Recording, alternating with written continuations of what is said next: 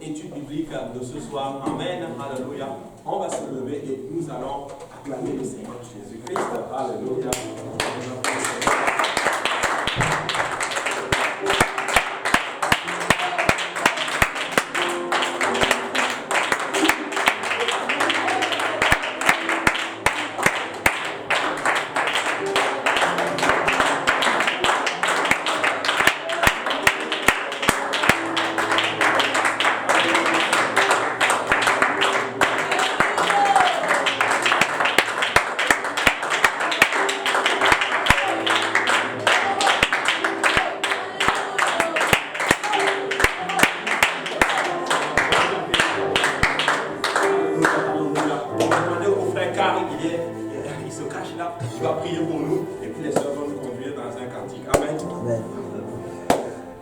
Merci Seigneur Jésus, merci pour ton amour, ta bonté, ta fidélité, Papa.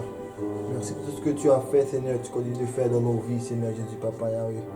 Merci Seigneur Jésus, Papa, pour que nous puissions rassembler ici, Seigneur Jésus, Papa Yahweh, pour écouter ta parole, Seigneur Jésus, Papa Yahweh. Merci pour ton serviteur, Papa Yahweh, que tu prends lui, Seigneur Jésus, Papa, afin qu'il puisse partager ta parole, Papa, sans hésitation, Seigneur Jésus, Papa Yahweh. Seigneur Jésus, prépare nos cœurs, Papa, afin que nos cœurs puissent recevoir cette parole et que cette parole puisse germer en nous, Seigneur Jésus, Papa Yahweh. Papa Yahweh, bénis les gens qui ont pu venir, Papa Yahweh. Et bénis les gens qui n'ont pas pu venir afin qu'ils puissent assister en ligne, Seigneur Jésus, Papa Yahweh. Père Céleste, Papa, nous te prions encore une fois, Papa, pour ton amour, Papa, pour la croix, pour ton sang versé, Seigneur Jésus, Papa Yahweh. Grâce à ton sang versé, Papa, nous puissions avoir accès à ton esprit, Seigneur Jésus, Papa Yahweh. Fais que ton esprit brille, Papa Yahweh, et que ton esprit agit parmi nous, Seigneur Jésus, Papa. Au nom de Jésus, nous avons prié, Seigneur. Au nom de Jésus. Au nom de Jésus. Alléluia. Au nom de Jésus.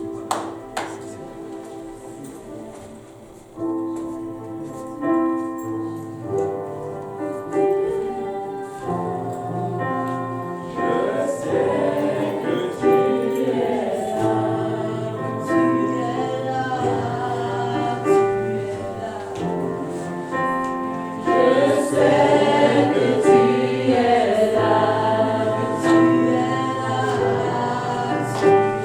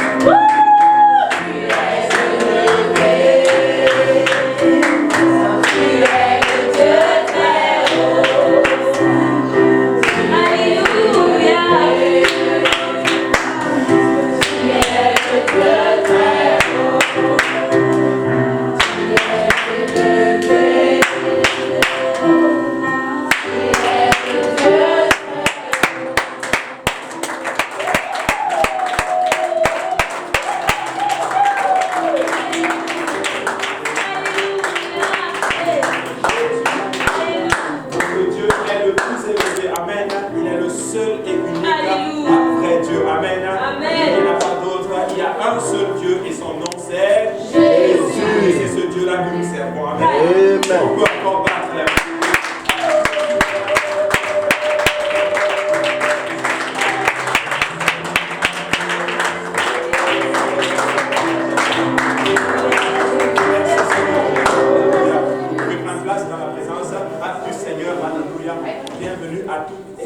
Alléluia, nous rendons grâce.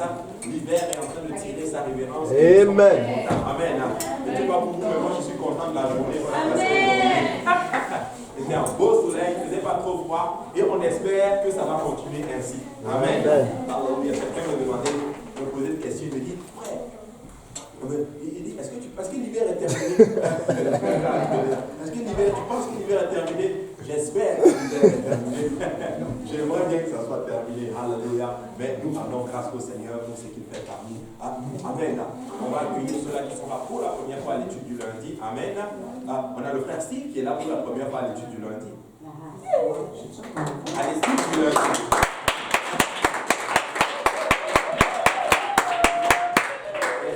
Beaucoup le frère Steve, alléluia, le Seigneur fait de grandes choses à travers le frère Steve et je crois que le Seigneur n'a pas encore fini avec lui, n'est-ce pas? Je crois que je ne suis pas le seul qui le croit, n'est-ce pas? Vous croyez tous avec moi que le Seigneur n'a pas encore fini avec lui. Et le Seigneur est en train de faire de grandes choses. Et bienvenue à tous et à toutes, justement. On a la sœur Stéphanie aussi normalement qui est là. Non, c'est la deuxième fois. Oui, oui, c'est la deuxième fois. On va quand même pas.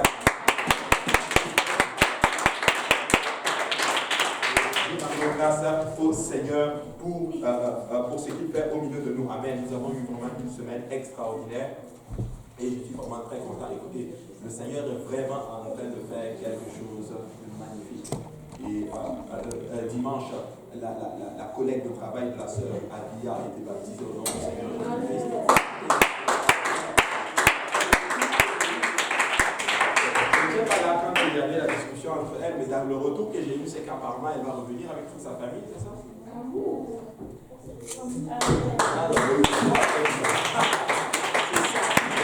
Et d'après ce que j'ai su, c'est qu'elle a des jumeaux aussi. Alléluia. Et le Seigneur est en train de faire vraiment de grandes choses. Amen. Et nous sommes très très contents de ce qu'il est en train de faire. Il est en train de rajouter à son église et c'est une bonne chose comme cela. Amen. Donc ainsi nous allons continuer notre étude biblique, explorons la parole du Seigneur, explorons la parole de Dieu. Qui peut me dire qu'est-ce qu'on avait étudié la semaine passée? Il l'a fait comme ça. Qui peut me dire qu'est-ce qu'on a étudié? Le frère Steve veut tenter sa chance. Alléluia. Ceux qui étaient là, oui, on va commencer avec Esther, j'en viens encore sur Clémence. Oui. On a parlé de Josué, good.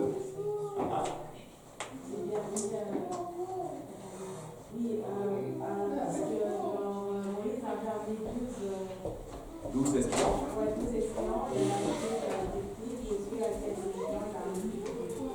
Ok, bon. Josué a envoyé, effectivement. On en avait parlé, mais on est encore allé un peu plus loin. Ok, simplement. Akan, oui, effectivement.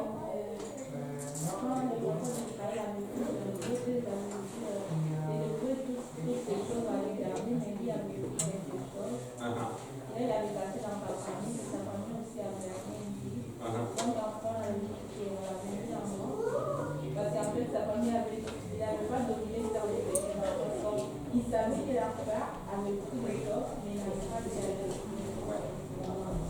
Absolument. On avait vu justement que lorsqu'ils ont pris la terre promise, ils ont réussi à vaincre Jéricho, mais le Seigneur avait dévoué Jéricho par interdit. Et on avait vu que dévouer quelque chose par interdit dans les Écritures, ça veut dire qu'il fallait tout brûler, tout détruire. Et on a vu que c'était la première ville qu'il devait conquérir pour entrer dans la terre promise. Et pourquoi il devait dévouer cette ville-là par interdit? Comment? Il y avait l'abomination dans cette ville. Il y avait l'abomination, oui, mais il y avait quelque chose de derrière. Oui, ça, Clémence. C'est la prémisse, good, alléluia. La prémisse appartient toujours à Dieu, amen. Vous savez, la terre promise, oui, c'était la première ville, mais cette prémisse-là appartenait à Dieu, donc il fallait la dévouer par interdit. Mais vous allez voir que dans d'autres villes, ils ont vaincu les villes, mais ils ont pris justement les titans, littéralement. Amen. Vous savez, c'est un principe qui apparaît dans les Écritures, nous devons donner notre prémisse à Dieu. Il faut toujours apprendre à donner la prémisse à Dieu. C'est le principe de la dîme, donner 10% à Dieu. Et nous pensons souvent que c'est monétaire, et c'est vrai, ça l'est. Ce que Dieu te donne 10%. Mais il faut aussi donner 10% de son temps à Dieu. Donc nous devons donner 10% de tout, notre prémisse à Dieu. Amen. Alléluia. Et la sœur Clémence a levé encore sa main. Cool. Elle va avoir pas plus secours. Amen. En fait, la génération qui a suivi Dieu la donc là, absolument. La génération, et on a vu justement que juste après cela, Josué, ils vont réussir, après avoir appris Jéricho, la deuxième ville qu'ils devaient conquérir, c'est la ville de Haï. Mais malgré, à cause du péché de Achan, ils vont perdre, justement, ils vont essuyer une grosse défaite. Mais après cela, le Seigneur va dire à Josué, il faut que tu enlèves le péché littéralement, il faut que le péché soit enlevé pour que vous puissiez gagner. Et quand Achan va être tué, la Bible enseigne qu'après cela, justement, ils vont gagner, ils vont prendre littéralement toute la terre promise, ils vont juger littéralement la terre promise et ils vont dispatcher en fait cette terre promise-là entre les différentes tribus d'Israël. Amen. Mais la Bible dit quelque chose de très pertinent, c'est qu'après cela, après la mort de Josué, après la mort littéralement de la première génération, la nouvelle génération qui est arrivée n'avait pas connu le Seigneur. Et comme je disais, j'avais un problème avec cela. Mon problème avec cela, c'est ceci. Comment se fait-il qu'une génération qui a vu littéralement, qui a vu le Seigneur agir avec beaucoup de puissance, qui a vu le Seigneur les libérer de la plus grosse puissance qu'il y avait sur la face de la terre à l'époque, c'est-à-dire l'Égypte, comment se fait-il que cette génération n'ait pas transmis à la génération suivante justement ce que l'Éternel avait fait? Alors qu'on a vu que quand ils devaient rentrer dans la terre promise, il y avait, en fait, avant Jéricho, il y avait un obstacle, et on a dit c'était le Jourdain. Amen. Mais quand ils ont traversé le Jourdain, la Bible enseigne justement que quand les sacrificateurs ont pris l'arche, dès que leurs pieds ont touché littéralement le Jourdain, qu'est-ce qu'il a fait? L'eau s'est divisée en deux. Et qu'est-ce que le Seigneur a dit à Josué? Vous allez prendre 12 pierres et ça va représenter comme un mémorial. Et quand vos enfants vous demanderont c'est quoi ces pierres-là, vous leur direz ceci que le Seigneur nous a libérés à un moment donné, le Seigneur a agi pour nous, le Seigneur a performé tel miracle pour nous à un moment donné. Écoutez, il faut avoir des mémorials dans nos vies. Il faut avoir des moments où tu peux regarder à certaines choses dans ta vie et te dire l'Éternel a agi dans ma vie à un moment donné.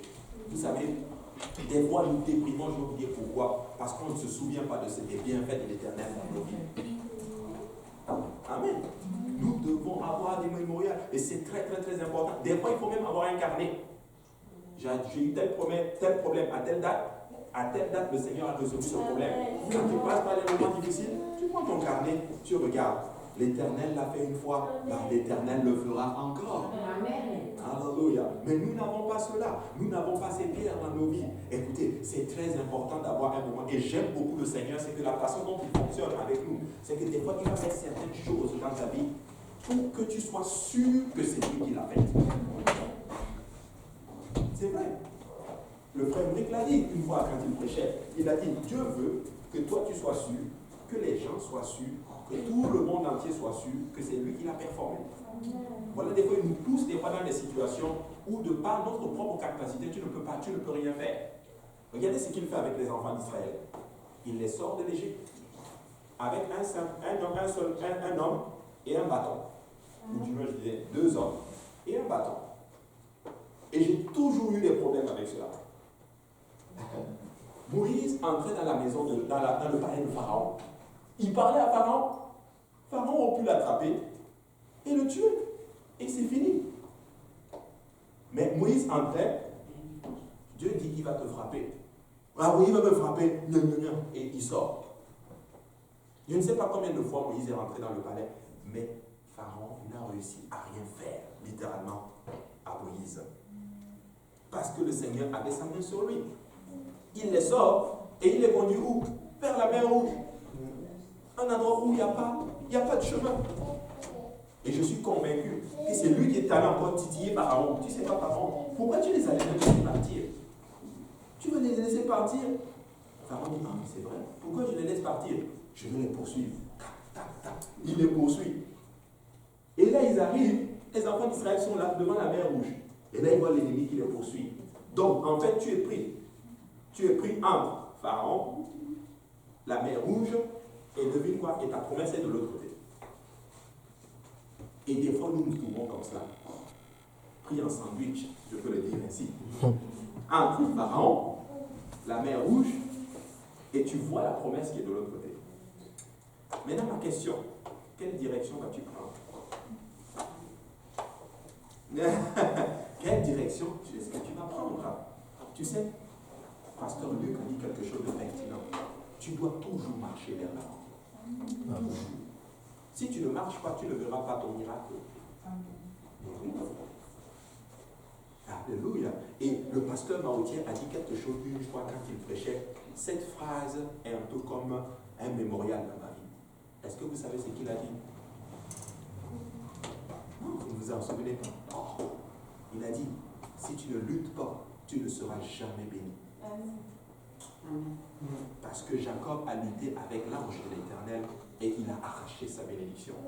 Tu sais, à un moment donné, il faut que tu avances. Même s'il y a un mur, avance. Comme je l'ai dit la dernière fois, il y a deux possibilités. Si ma promesse est de l'autre côté et que Dieu veut que j'aille de l'autre côté, s'il y a un mur devant moi, qu'est-ce qui va se passer? Soit le mur va tomber, soit mon corps va se glorifier, je vais transpercer le mur, soit j'aurai de longues jambes. Mais une chose est sûre, je vais être de l'autre côté. Donc peu importe l'obstacle, je vais traverser et j'irai de l'autre côté. Et là, ils arrivent. Mais Dieu est vraiment fort, hein? Et là, le Seigneur dit, dis au peuple qu'il marche. Qu'il marche. Mais le Seigneur a ouvert l'eau devant eux. Il a performé. Il n'y a pas ce miracle que Dieu n'a pas fait pour ce peuple-là. Ils ont eu faim. Dieu leur a donné à manger.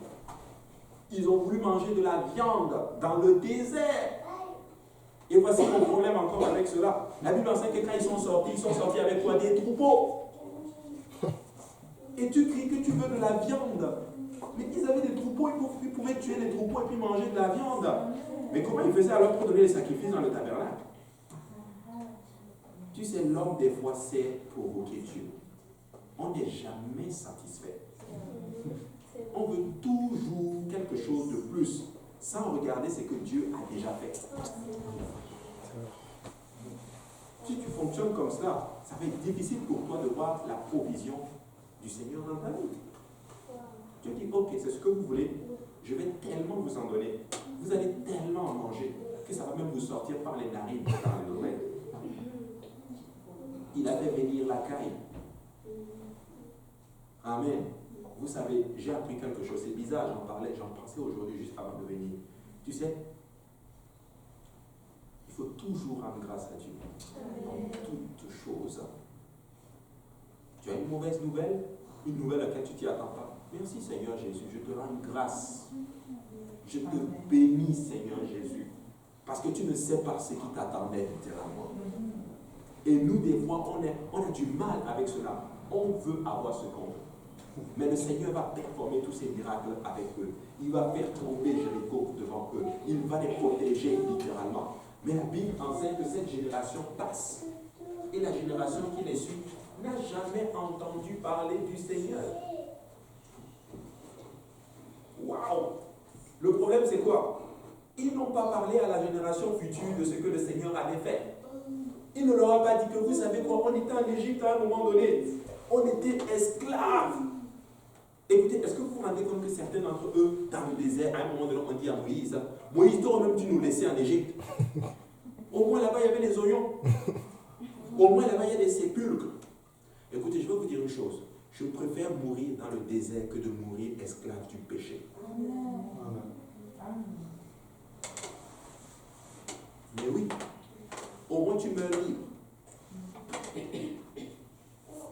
Je préfère être esclave de la liberté que d'être esclave de l'esclavage. Mais oui, c'est vrai. Amen. Et voici ma philosophie. Qui est d'accord avec moi que certains sont morts dans le désert? Beaucoup, n'est-ce pas? Et on les connaît, ceux-là qui étaient au-delà de 20 ans et plus. Il y a juste Josué et Caleb qui sont entrés en terre promise. Mais voilà, voici ma philosophie. Ça ne sert à rien de sortir de l'Égypte si tu vas périr dans le désert. Parce que si je sors de l'Égypte, c'est pour entrer dans la terre promise. Parce que vous savez pourquoi certains sont morts dans le désert? Ils ont murmuré contre Dieu. Écoutez, si nous avons été baptisés au nom du Seigneur Jésus, remplis de son esprit, repentis de nos péchés, baptisés au nom de Jésus, remplis de son esprit, c'est pour aller au ciel. Est-ce que vous savez que c'est triste à dire?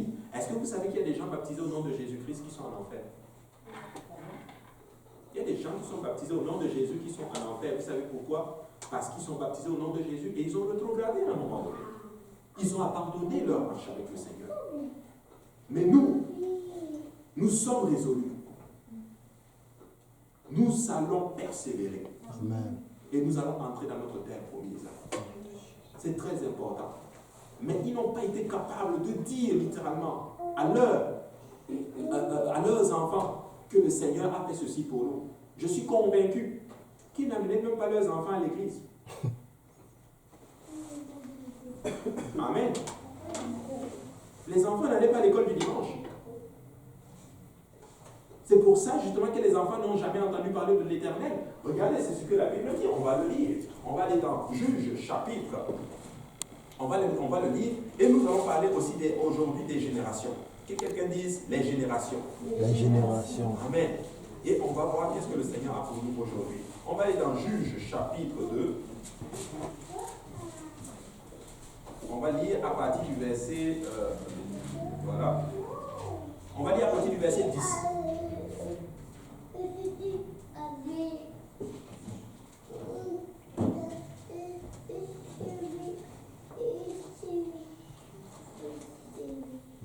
Juge chapitre 2, à partir du verset 10, celui qui l'a peut le lire. Toute cette génération fut recueillie auprès de ses pères, et il se leva après elle une autre génération qui ne connaissait point l'Éternel, ni ce qu'il avait fait en faveur d'Israël. Les enfants d'Israël firent alors ce qui déplaît à l'Éternel, et ils servaient les Baals. Ils abandonnaient l'Éternel, le Dieu de leur père, qui les avait fait sortir du pays d'Égypte, et ils allaient après d'autres dieux, donc les dieux des peuples qui les entouraient. Ils se prosternaient devant eux et ils irritaient l'Éternel. Ils abandonnaient l'Éternel et ils servirent Baal et les Astartés. Amen. Ils ont servi Baal et ils ont servi aussi Astarté. Waouh! Extraordinaire. Dans le fond, ça sort de l'ordinaire, si je peux le dire ainsi. Ils ne servaient plus le Seigneur. Probablement que la génération qui est passée n'ont pas été capables d'enseigner littéralement à cette génération future que le Seigneur, l'Éternel, notre Dieu, est le seul et unique vrai Dieu. Écoute, ô Israël, l'Éternel, notre Dieu, est le seul éternel. Écoute, ô Montréal, écoute, ô Église de l'Est, l'Éternel, notre Dieu, est le seul et unique vrai Dieu. Écoutez, vous savez quoi? Honte à nous s'il arrive à une place, si nos enfants n'entendent pas parler de Jésus. Honte à nous s'il arrive une place où nos enfants grandissent sans la connaissance de la doctrine apostolique. Écoutez, ma prière, que l'onction qui coule sur nous soit multipliée par 2, par 3, par 4 sur nos enfants. Écoutez, je veux que mes enfants fassent plus que moi. Amen. Je veux qu'ils atteignent plus que moi. Je veux qu'ils aient plus de connaissances que nous. Écoutez, plus la génération avance, plus il doit avoir plus de révélations sur le Seigneur. Écoutez, nous avons plus de connaissances que la génération des apôtres. Je sais que ça choque certains, mais c'est vrai. Ils n'avaient pas la Bible comme nous. Mais oui, écoutez, c'est des gens qui étaient capables de démontrer que Jésus-Christ est le Seigneur des Seigneurs, est le Jéhovah de l'Ancien Testament, sans avoir le Nouveau Testament. Ils le démontraient à la lumière de l'Ancien Testament, avec les parchemins. Nos enfants doivent connaître ceci. Nous devons venir avec nos enfants dans la maison du Seigneur. Nous devons enseigner à cette génération, aux générations qui arrivent. Quand on parle de génération qui arrive, oui, ça peut être nos enfants, oui. Mais regardez comment je la vois aussi. Je la vois aussi pour les nouvelles personnes qui arrivent à l'église. Écoutez, nous avons connu un premier réveil. Écoutez, quand JPNL a commencé, j'y pensais aujourd'hui et je suis convaincu que je suis dans la vérité par rapport à cela. Écoutez, je pensais là aujourd'hui, j'en venais et voici ce que le Seigneur m'a dit. Tu sais, on est arrivé à une place où on faisait de ces choses. La sœur Betty s'en souvient. On est arrivé à une place où on faisait de ces choses que tu ne peux même pas imaginer que tu vas le faire. En fait, c'était comme de la folie. On était juste en feu pour Dieu. On était comme des gens qui n'ont point d'avenir. À un tel point que certains se moquaient de nous, nous disant, j'ai entendu des gens qui nous disent, mais attendez, vous n'avez pas d'avenir. Vous ne pensez pas à votre avenir. Vous donnez corps et âme pour l'Église. On nous le disait. On était tout le temps à l'église, on allait chercher les gens pour les amener à l'église. J'ai vu des gens, je vous assure, mettre du carburant dans leur voiture, aller chercher quelqu'un à Trois-Rivières pour l'amener assister à une conférence. C'est-à-dire que tu mets l'argent, tu mets le plein dans ta voiture, tu vas à Trois-Rivières. Trois-Rivières, c'est combien de temps d'ici? 2 heures. Je vais te chercher. Tu viens assister à la conférence et je te ramène chez toi. J'ai vu des gens faire ça. Et voici ce que le Seigneur m'a dit. J'ai pris l'esprit de la Pentecôte et je l'ai déposé sur lui. Mais est-ce qu'on doit perdre cela? Nous ne devons pas perdre cela. Nous devons faire très attention. Mais vous savez quoi? Des fois, les situations arrivent. Oui, on commence à se marier, c'est vrai. Des fois, peut-être que ça te rend un peu moins rapide que quand tu étais jeune, tu étais partout. Mais écoutez, vous savez quoi? Nous pouvons développer une autre façon d'être plus efficace encore. Nous pouvons être plus efficaces encore et encore. Et nous devons transmettre cela à ceux-là qui arrivent.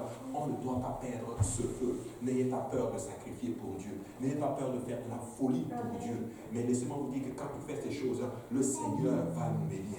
Le Seigneur sait exactement ce que nous avons besoin. Mais si tu donnes pour Dieu, si tu donnes de ton temps, de ton énergie pour le Seigneur, écoutez, je suis un témoignage de cela. Le Seigneur te le rendra au centuple. J'en parlais avec le frère Steve hier. Il a dit quelque chose, peut-être qu'il ne s'en est même pas rendu compte. Ça a frappé mon esprit quand je rentrais. Il a dit, tu sais, j'ai beaucoup investi dans le monde. Et il a dit, si j'investis ce même énergie dans l'église, ça devrait bien. Est-ce que je le dis bien? C'est ce qu'il a dit. Parce qu'il me dit exactement, il sait ce qu'il faisait pour avoir l'argent. Il y a des gens qui sont capables de travailler, je vous assure, ils sont prêts à travailler 16 heures par journée. Donc le double de ce que tu fais dans le monde. Ils ont leur argent et tout va bien. Mais est-ce qu'on est prêt à investir cela pour le Seigneur? Pourquoi? Parce qu'on ne voit pas le gain que ça nous donne. Mais la Bible dit que nous sommes en train de nous amasser des trésors où? Au ciel. N'ayez pas peur de sacrifier pour Dieu. N'ayez pas peur de vous donner corps et âme pour Dieu. Si vous le faites, le Seigneur vous bénira. Et vous savez quoi? Il bénira vos enfants. J'ai toujours dit ceci, la seule façon pour nous de protéger nos enfants, c'est de faire l'œuvre de Dieu et de les amener dans la maison de Dieu. Amen. C'est le seul, écoutez, c'est le seul refuge. Vous parlez des écoles, allez voir qu'est-ce qu'on apprend à nos enfants dans les écoles. Je ne dis pas qu'il ne faut pas amener nos enfants à l'école, non. Mais allez voir qu'est-ce qu'on leur apprend. Les garderies, allez voir qu'est-ce qu'on leur apprend. Amen. Pourquoi on ne les amène pas dans la maison du Seigneur, où on va leur donner des valeurs, où on va leur inculquer qui est l'Éternel, pour ne pas perdre, en d'autres termes, cet héritage. Écoutez, j'aime beaucoup la communauté juive. Ils ont leurs propres écoles. Ils ont leur propre... Écoutez, et ce n'est pas du cheap là. Ils sont excessivement brillants, les Juifs. Allez voir, c'est les plus grands prix Nobel, là, c'est les Juifs. Pourquoi? Parce qu'ils ont compris, ils ont quelque chose qu'ils ne veulent pas perdre. Nous ne devons pas perdre notre héritage, mes frères et sœurs. Nous devons enseigner à la génération qui arrive. Écoutez, nous allons garder cet héritage. Nous allons garder ce feu. Écoutez, nous sommes... écoutez, regardez l'église de l'Est. L'église de l'Est est la fille de Saint-Laurent. Mais laissez-moi vous dire, alléluia, nous avons tout appris à Saint-Laurent. Mais laissez-moi vous dire, nous n'allons pas perdre cet héritage que nous avons eu à Saint-Laurent. Nous allons la préserver. Nous allons la garder. Écoutez, de cette chair sera toujours prêché que Jésus-Christ est le seul et unique vrai Dieu. De cette chair, il sera toujours prêché l'évangile dans le nom de Jésus-Christ. L'évangile qui sauve. Le seul nom qui sauve, c'est le nom de Jésus-Christ. De cette chair, il sera toujours prêché la sanctification. Nous n'allons pas perdre cet héritage. Nos enfants vont prêcher la même chose. Amen. Très important. Et là, la génération est partie. Ils sont allés servir d'autres divinités. Regardez ce que le verset 14 dit. Le verset 14 est tellement pertinent et tellement terrible. Regardez ce que le verset 14 dit. La colère de l'Éternel s'enflamma contre Israël. Il les livra entre les mains de pillards qui les pillèrent, et il les vendit entre les mains de leurs ennemis d'alentour, et ils ne purent plus résister à leurs ennemis. Pause. Parce qu'ils sont allés adorer d'autres divinités, Dieu les a mis à une place où ils ne pouvaient plus résister à leurs ennemis. C'est-à-dire que tu arrivais à une place, avant tu étais capable de vaincre ton ennemi. C'est-à-dire, de nos jours, spirituellement, le péché, le diable, littéralement. Mais parce qu'ils sont allés adorer d'autres divinités, ils sont arrivés à une place où il n'est pas capable de vaincre son ennemi. Moi, je n'ai pas envie. Écoutez, là, beaucoup d'entre nous, vous avez vaincu le diable. Vous l'avez déjà vaincu. Mais nous ne voulons pas arriver à une place où notre ennemi a le dessus sur nous. Amen. C'est un rapport de force. Moi, je veux vaincre mon ennemi. Je l'ai déjà vaincu. Par le sang de l'agneau. Mais aussi par le dire de mon témoignage. N'est-ce pas ce que la Bible dit? Nous avons vaincu par le sang de l'agneau. Pas seulement par le sang de l'agneau. Mais nous avons un témoignage aussi. Par le dire de nos témoignages. Nous le chantons tous les jours. J'ai vaincu le sang de l'agneau. Il n'aura plus blanc que la neige. C'est vrai. Mais hey, n'oublie jamais aussi ce deuxième détail qui dit il faut aussi ton témoignage. Le sang de l'agneau est là. Mais tu dois avoir un témoignage. Tu dois t'accrocher à Dieu. Tu dois servir le Seigneur. Tu ne dois pas abandonner le Seigneur, les voies de l'Éternel. Nous devons nous accrocher à cela. Nous devons nous sanctifier. Nous ne devons pas faire ce que le monde fait. Ils mentent, nous ne mentons pas. Ils trichent, nous ne trichons pas. Nous sommes honnêtes. Nous aimons. Ils détestent, nous aimons. Ils sont ingrats, nous sommes reconnaissants. Amen. Ils détestent, ils haïssent, mais nous donnons de l'amour. Nous ne faisons pas ce que le monde fait. C'est ça la sanctification. Ils parlent de telle manière, nous ne parlons pas ainsi. Ils parlent avec beaucoup d'injures, nous parlons avec beaucoup de respect, beaucoup de politesse et beaucoup de classe. Un enfant de Dieu est classe. Un enfant de Dieu parle bien. Quand tu parles, tu es soutenu. Tu es posé. C'est-à-dire que ta façon de parler fait de telle sorte qu'on te respecte. Vous savez, quand tu parles mal, on ne te respecte pas. On te catégorise. Quand tu parles bien, on te catégorise aussi. Un enfant de Dieu ne dit pas des gros mots. Amen. Il ne dit pas des injures. Amen. Un enfant de Dieu se fait respecter. Alléluia, c'est vrai. Écoutez, quand on voit les juifs, on sait que c'est des juifs. Mais quand on voit un chrétien, on doit savoir que c'est un chrétien. Alléluia. N'ayez pas peur. Gloire à Dieu. Amen. Tu peux voir souvent deux chrétiens dans le bus. Quand ils se saluent, là, ils font attention. Quand on est à l'église, c'est oh, alléluia, gloire à Dieu. Je suis très content de te voir. Amen. Le Seigneur est loin, sois béni. Mais dans le bus, ton frère qui descend. Bon, on se voit après. Hein? Amen. Tout à l'heure. Le soir béni même veut sortir, mais tu retiens. Parce qu'on risque parce que ça fait partie de toi. Souvent, le soir béni, on se voit après. Hein? Nous sommes des chrétiens. C'est notre langage. Ça devient comme un accent. Tu ne peux pas renier ton accent. Là, bon, je suis camerounais, c'est vrai. L'accent est là, bon, c'est normal, Amen. Tu ne peux pas renier cela. Mais c'est la même chose, ça doit nous coller à la peau. Nous sommes des enfants de Jésus. C'est notre papa.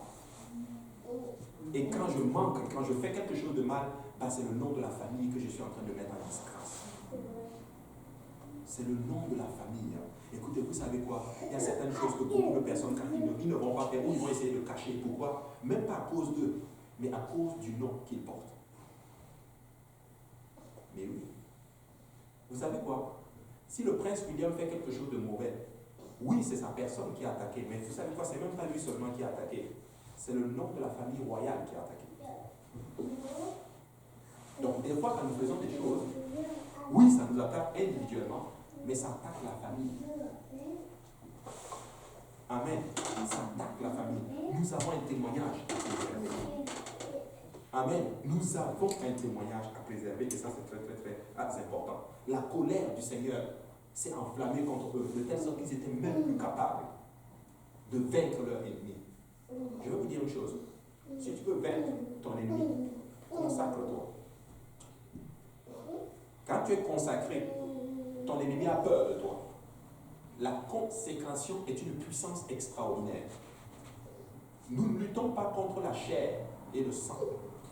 Nous sommes en train de lutter contre des esprits maléfiques, contre les principautés. Et la seule façon de vaincre l'ennemi, c'est quoi? C'est la prière. 1, 2. Jésus nous a montré comment vaincre l'ennemi. La parole. Vis la parole. Cite la parole. La parole de Dieu. Si tu vis selon la parole du Seigneur, ton ennemi à un moment donné, il va venir une fois, tu vas dire, ah, mon ami, il est écrit, bah, c'est ça que je vais suivre. Amen. Il vient aussi avec une autre parole, tu vas dire, mais il est aussi écrit, parce que je connais la parole. Et quand il verra que tu connais la parole, devine quoi? La Bible dit qu'il va laisser tranquille. Tu vas arriver à une place où le diable va te laisser tranquille. Qu'est-ce que Jésus a dit? Soumettez-vous à Dieu. Résistez au diable. Et il s'éloignera de vous, il fuira loin de vous. Donc il y a deux critères ici. Se soumettre à Dieu et de résister au diable. Et qu'est-ce qu'il va faire? Il va fuir. Amen. C'est très important, mes frères et sœurs. Nous ne voulons pas cela. Vous savez, j'ai appris quelque chose qui a récemment, et c'est avec ça que je vis constamment. Vous savez, Dieu, des fois, c'est un Dieu de principe. Ok? Et il y a certaines lois qui sont déjà mises en place. On a vu le principe qu'il nous a expliqué hier, qu'il y avait en fait la foi était une loi. Amen. Il a expliqué cela. Mais il y a souvent certaines lois qui fonctionnent aussi avec le Seigneur. C'est comme quand tu désobéis, souvent, c'est comme s'il y a comme une malédiction qui entre. Exemple, je donne l'exemple. Qu'est-ce qui a amené la malédiction dans le jardin d'Éden? C'était la désobéissance. Amen. Donc, c'est comme si c'était un principe en fait. Quand tu désobéis, il y a comme une certaine justice qui arrive. C'est la même chose aussi avec la bénédiction. À chaque fois que tu obéis, c'est une bénédiction. Amen. Je vais vous donner un exemple qui m'est arrivé récemment. Récemment, il y avait quelque chose qui s'était passé et l'homme de Dieu m'a appelé. Il m'a dit, ok, il y a ci, ça. Voilà, je veux que tu fasses ça pour arranger cela. Je vais être honnête avec vous. Moi, je me sentais prêt de le faire. Parce que c'est quelque chose, c'est comme si j'allais m'humilier en le faisant. Quand j'ai raccroché le téléphone, je ne voulais pas le faire à l'intérieur de moi, mais je lui ai dit, je vais le faire. Et quand j'ai raccroché,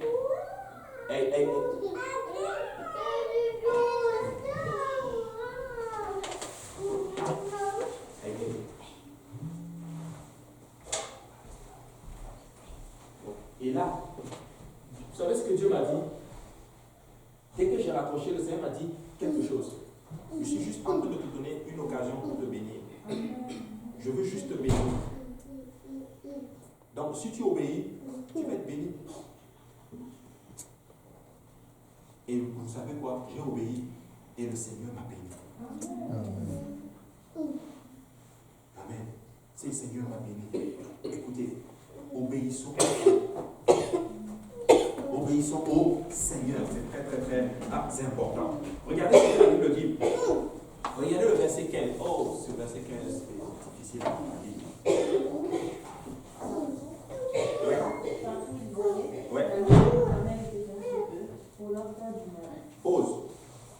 partout où ils allaient, la main de l'Éternel était contre eux, pour les faire du mal.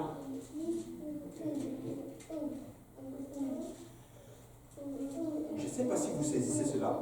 C'est-à-dire que partout où ils allaient, la main de Dieu était contre eux. Ça veut dire quoi? Tout ce qu'ils faisaient échoue. C'est-à-dire que même quand tu fais quelque chose pour réussir, Dieu lui-même vient gâter. Est-ce que vous avez déjà rencontré des gens comme ça qui vous disent « Oh, excuse-moi, j'ai l'impression que rien ne va. » Je ne suis pas en train de dire que c'est Dieu. Mais je vais te montrer, je veux juste vous montrer là que ce n'est pas des choses que tu aimerais voir dans ta vie. C'est-à-dire que tout ce que tu fais échoue. Rien ne marche. Rien. Pourquoi? Parce qu'ils ont choisi d'aller vers des dieux qui ont été faits par des mains d'homme. Ils ont des yeux, mais ils ne voient pas. Ils ont des oreilles, mais ils n'entendent pas. Ils ont des bouches dessinées par la main de l'homme, mais ils ne peuvent pas parler. Amen. Maintenant, qui veut réussir dans tout ce qu'il entreprend ici? Nous voulons tous réussir. Je vais vous donner la clé. On va aller dans le psaume chapitre 1. Psaume chapitre 1.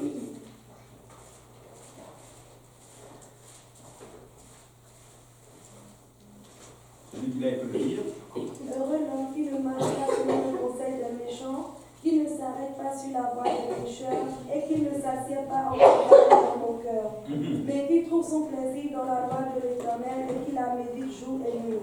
Il est comme un arbre planté près d'un courant d'eau qui donne son fruit en sa saison et dont le feuillage est fructifié.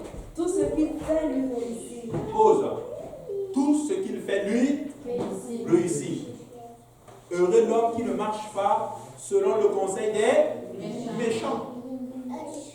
Il ne s'arrête même pas sur la voie des pécheurs. Il ne s'assied même pas en compagnie d'eux. Amen. Et qu'est-ce qu'il fait? Il médite la loi de l'Éternel quoi? Jour et nuit.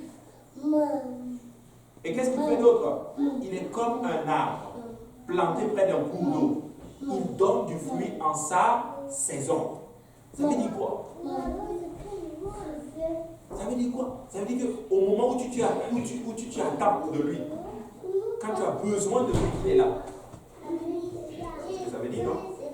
Il donne du fruit en sa saison. Il donne du fruit en sa saison.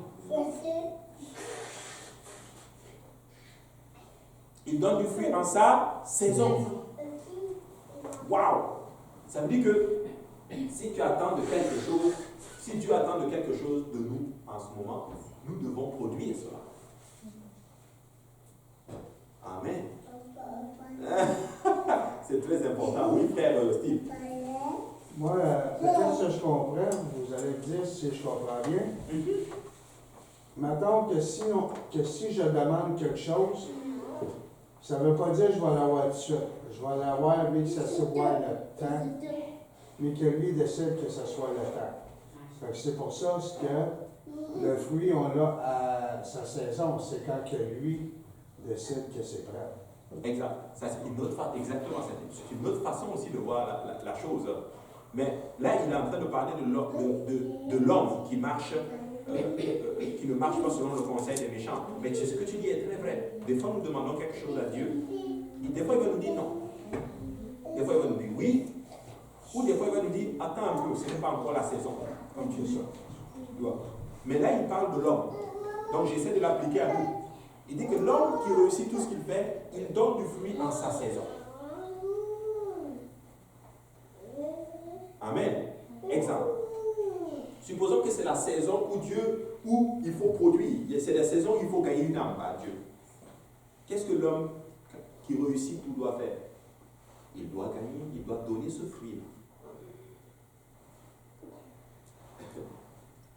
Souvent, ça m'arrive souvent quand, je pense toujours à ce passage, souvent quand le pasteur vient me voir et me dit ah, voilà, ok, je m'attendais à ce que tu fasses ça, tu ne l'as pas fait.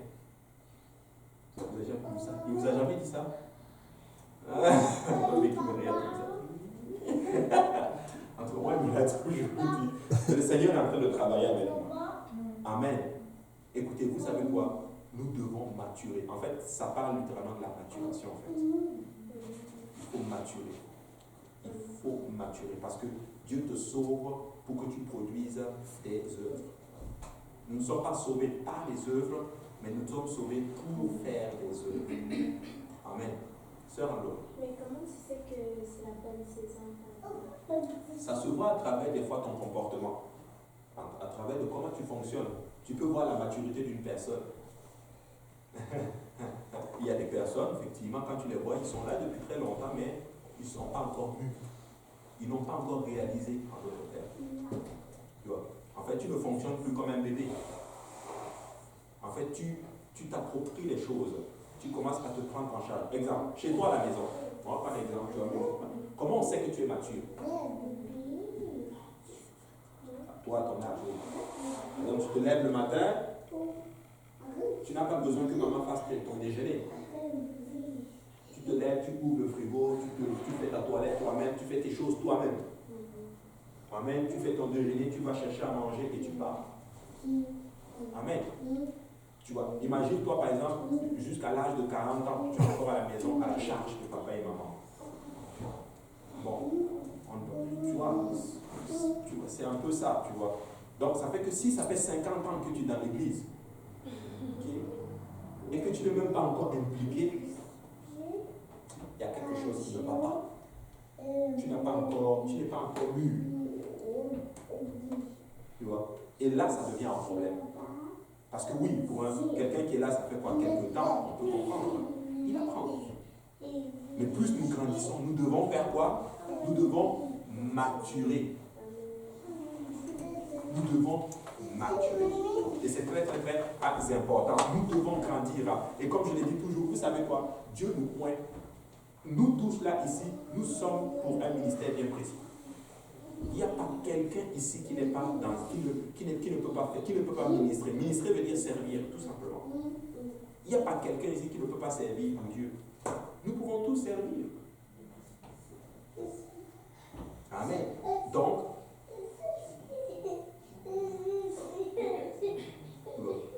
c'est très, très, très important. Maintenant, on va avancer. Et là, Dieu va amener des ennemis. Plutôt qu'il va permettre qu'ils soient pris captifs par littéralement par d'autres ennemis qui vont les amener chez eux. Mais le problème, c'est qu'après cela, ils vont crier à Dieu. La question que je me pose, si vous ne savez pas qui est Dieu, pourquoi quand vous êtes dans la détresse, là maintenant vous connaissez Dieu et vous criez après lui? Parce que c'est ce que le livre dit. Il y a beaucoup de gens qui sont comme ça. Et j'en ai déjà rencontré, qu'on a déjà organisé, invité, et invité. Ils ne sont pas venus. Est-ce que vous savez ce qui s'est passé? Il a fallu que ces gens-là aient un problème grave. Ils prennent le téléphone. Ils se souviennent même de ton nom. Ils trouvent ton numéro. Même si ton numéro n'est pas dans son livre, il va tout faire pour trouver ton numéro. Ils vont t'appeler. Ça va? Oui, ça va. Le service, c'est à quelle heure? Tu sais, je peux même venir te chercher. Non, là, moi, je vais venir en bus. Non, mais là où tu es, là, il n'y a pas de bus. Non, je vais venir en taxi. Ils ont besoin de Dieu. Parce qu'ils savent qu'ils sont dans des problèmes. Là, ils ont compris qu'ils ont besoin de Dieu, qu'ils ont compris qu'il y a un Dieu. Et là, ils ont crié à Dieu, les enfants d'Israël. Et Dieu va leur susciter ce qu'on appelle des juges. Des juges. Dieu va leur donner des juges pour les amener justement dans les voies du Seigneur. Et à chaque fois que le peuple tombait littéralement dans le péché, il criait encore à Dieu. Vous savez ce qui est pertinent dans cette vie? Dieu va susciter en tout 15 juges pour ramener le peuple dans les voies du Seigneur. Amen. Très important. Et qu'est-ce qui se passe avec cela? C'est qu'à chaque fois que le juge venait, le peuple se répandait. Dieu libérait le peuple. Et quand le juge mourait, il retombait encore dans le péché.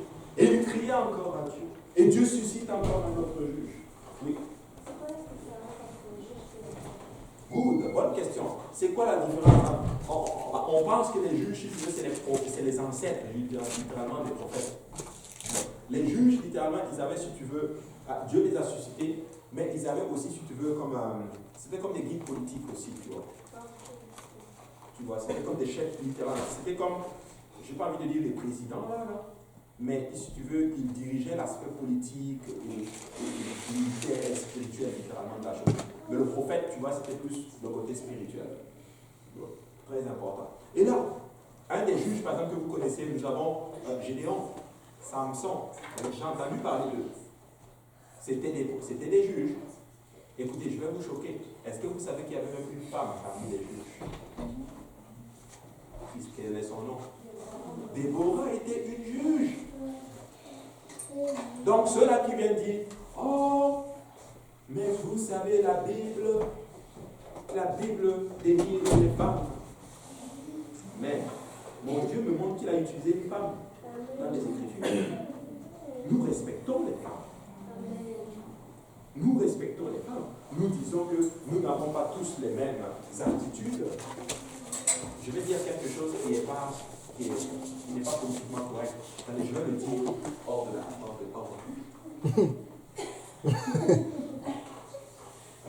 Parce que qui sait, peut-être qu'on va me lapider là. Je le parle là, je ne suis pas sur le pile là. Là, je l'ai dit d'ici là.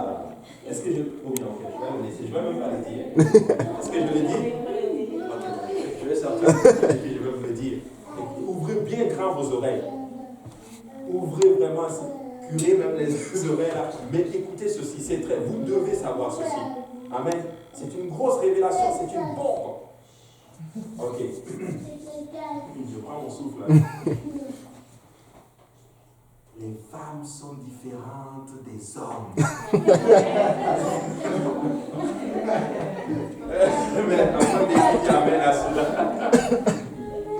Mais c'est vrai. Une femme, ce n'est pas un homme. Mais oui.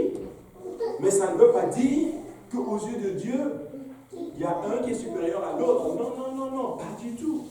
Mais vraiment pas du tout. Elle a son rôle à jouer et j'ai mon rôle à jouer. Écoutez, ma femme fait des choses que honnêtement je ne pourrais jamais faire, je vous assure. Et je bénis le Seigneur de la voir, parce que je vous assure. Écoutez, si je n'avais pas ma femme, je serais vraiment là, je vous assure, je serais paumé grave.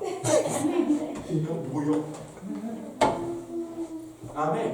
Je vous assure, c'est même déjà arrivé une phase que je suis rentré à la maison, je ne savais même pas où se trouvaient les crochettes.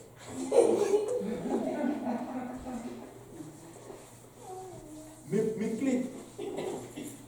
Des fois, je cherche mes clés, chérie. Est-ce que tu as vu mes clés? C'est juste devant toi. Amen. Je bénis le Seigneur pour les choses. Nous respectons les femmes. Nous ne dénigrons pas les femmes. Et je vais vous dire une chose. Écoutez, s'il y a des gens s'il y a un peuple qui respecte les femmes, c'est ceux-là qui connaissent Dieu. C'est les vrais chrétiens, pas les chrétiens. Mais c'est les vrais chrétiens. Écoutez, un vrai chrétien, il respecte les femmes. Il leur donne beaucoup de respect. Amen. Mais le monde dit aujourd'hui, même chose. Je dois faire le même, la femme doit faire la même chose. Mais ça donne quoi? Une société qui est complètement décadente. Regardez la société d'aujourd'hui. Amen. Une société qui est complètement en décadence. Dieu utilisait beaucoup les femmes. Écoutez, je vais vous dire une chose. Femmes, si vous voulez avoir beaucoup de respect, marchez selon la parole du Seigneur. Amen. Marchez selon la parole du Seigneur. Ne marchez pas selon ce monde. Le Seigneur vous aime. Même dans l'Ancien Testament, Dieu a mis la barre haute pour les femmes. Très important. Dieu a utilisé les femmes. Amen. C'est très très important. Et là, quand il tombait dans... Mais ça, je ne sais pas pourquoi je parlais même de cela. Tiens, peut-être c'est pour quelqu'un qui regarde en ligne. mais regardez ceci. C'est très important. Quand il tombait dans le péché, Dieu encore suscitait encore un autre juge. Et c'était encore. Mais ce qui me frappe dans cette affaire, c'est pourquoi? Parce que l'homme reste l'homme. L'homme est comme cela. L'homme n'aime pas qu'il y ait une autorité sur lui. Quand il y a une autorité, il fait comme il se doit. Mais quand l'autorité n'est plus là, il tombe justement dans la décadence. Pourquoi nous avons besoin de la police? Même le monde comprend le mal. Pour faire respecter la loi. Pour faire respecter la loi. Même le monde a compris ce principe. Ils ont compris qu'il faut mettre quelqu'un, un garant de la loi, littéralement. Un gardien de la loi. C'est comme ça qu'on les appelle, gardien de la paix. C'est ça? Comme on dit, un gardien de la paix. S'ils disent que nous sommes civilisés, pourquoi il faut faire des policiers alors? Et nous quittons dans le monde, et nous venons à l'église, quand il y a de l'autorité à l'église, oh, ils sont trop autoritaires ici. Mais non. Écoutez, l'autorité est un principe divin. Amen. Dieu lui-même est le chef de toute autorité. Mais pourquoi quand c'est dans l'église, les gens ont tendance à dire que oh, c'est du contrôle, c'est comme... Bonne question, ma soeur. Contrôlant, il faut pas. Pourquoi c'est cela? Parce qu'ils regardent plus au monde. Leur intelligence n'est pas renouvelée. Ils regardent plus au monde. Ils disent souvent, j'aime bien le mot que tu utilises, c'est du contrôle. On nous contrôle trop. Écoutez, le gouvernement te contrôle plus que l'Église. Ils savent tout ce que tu fais. Tout. Ils savent combien il y a dans ton compte en banque. Ton pasteur sait il y a combien dans ton compte. Le gouvernement sait ce qu'il y a dans ton compte en banque. Le gouvernement peut te dire là où tu as mangé avant de venir ici.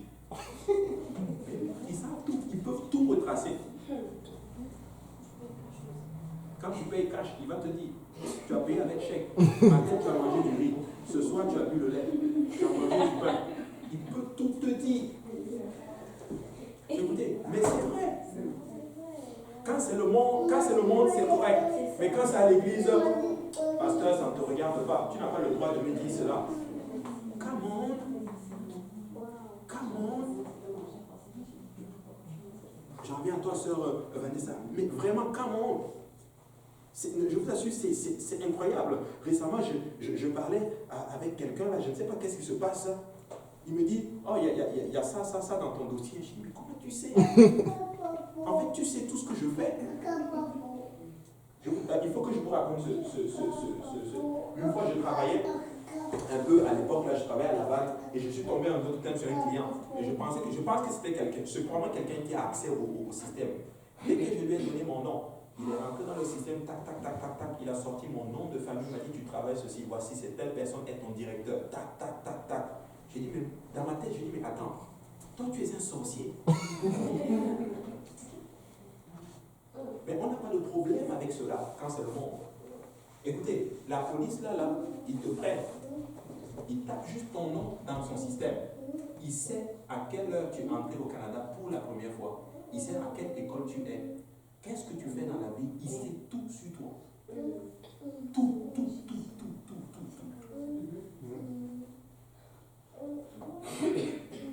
Mais quand on vient à l'église, il ne faut pas cela. J'en viens à toi, sœur Becky. Elle avait levé sa main, mais j'en viens à toi. Oui, sœur Becky. Normalement, l'autorité dans le monde ne peut pas être différente de celui de l'Église. Comme nous, on est une famille, mais c'est pas pareil que... Ce que tu dis est vrai, ma soeur, mais ce que je voulais apporter ici, justement, c'est que dans le monde, on l'accepte. Mais quand on vient à l'église, on dit que non, ça a devenu du contrôle. Tu vois ce que je veux dire? Sœur Becky. C'était juste quand on était en train de parler, comme c'est bizarre comme parce que je me demandais comment quand on traverse le péage, comment les gens me disaient qu'on va payer, mais je ne savais pas, je n'avais pas de voiture, alors je ne comprenais pas. Et puis un jour j'ai pris le péage payant, et là je me dis, mais on paye où? Et puis une semaine plus tard, je reçois la facture chez moi, une photo de ma voiture avec ma plaque, avec en fait j'ai vraiment une facture. Amen. En fait, ça m'a juste effrayé parce que j'ai rien compris.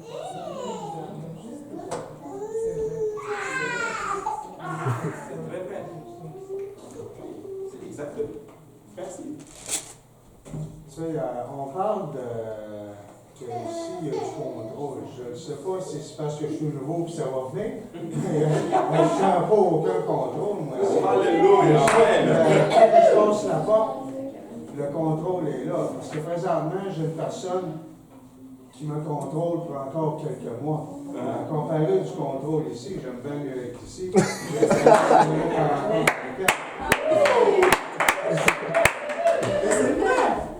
Exactement. C'est vrai, c'est que souvent on accepte tellement qu'on ne fasse tellement dans le monde. Mais quand on vient à l'église, quand on dit, en passant, quand on dit contrôle, c'est pas en passant, on n'est pas là pour contrôler la vie des gens. Ok? Je vais vous dire honnêtement, un pasteur ne n'est pas là pour entrer dans ta vie privée jusqu'à ce que toi-même tu le lui permettes de le faire.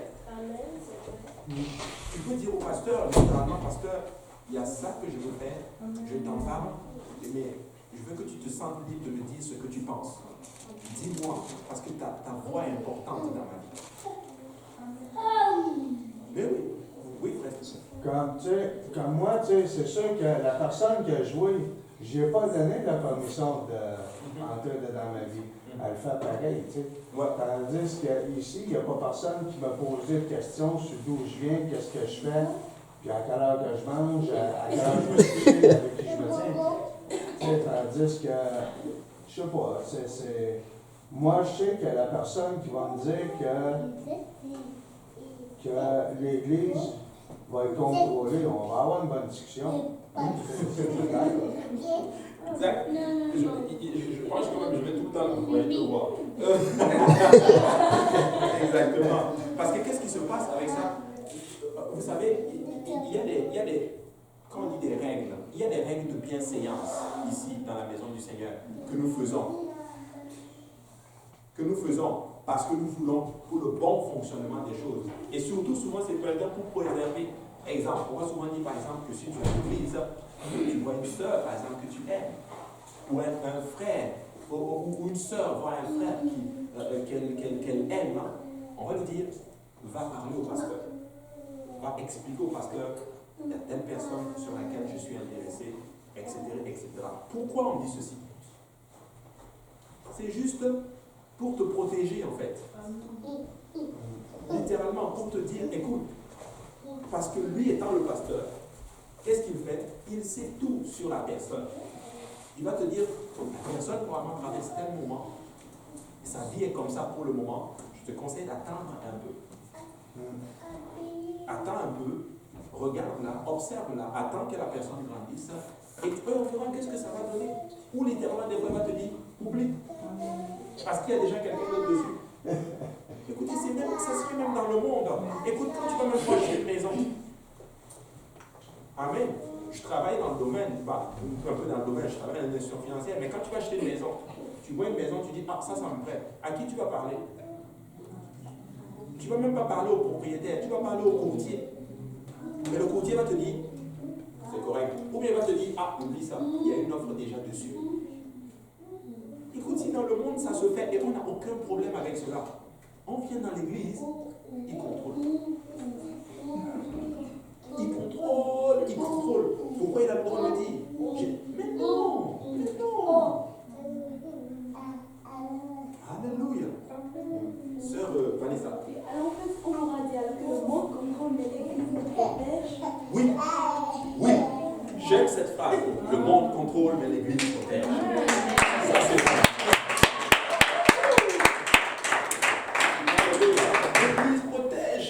L'église protège. C'est toujours mieux comme cela. Écoutez, ici dans le monde, ça se fait. Écoutez, je travaille dans une institution financière. Tu ne peux rien faire sans aviser ton directeur ou superviseur immédiat. Impossible. Tu sais, voici le principe. Il faut que tu sois toujours couvert.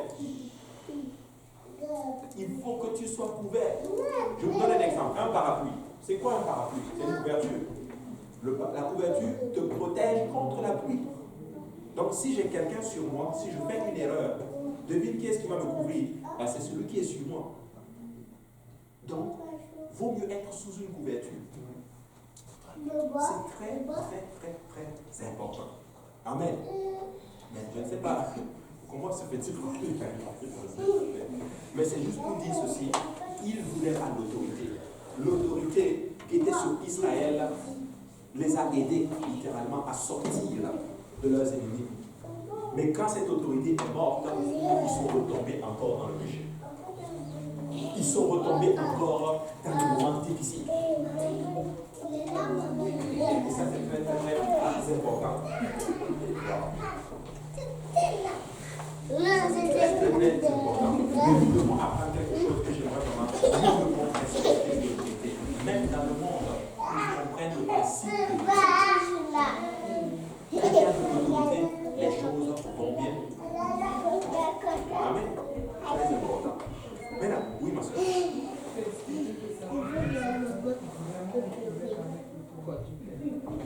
Bonne question. Peut-être parce que peut-être ils ont toujours été, ils ont grandi dans un contexte où personne n'était capable de leur dire que ce que tu fais n'est pas bon.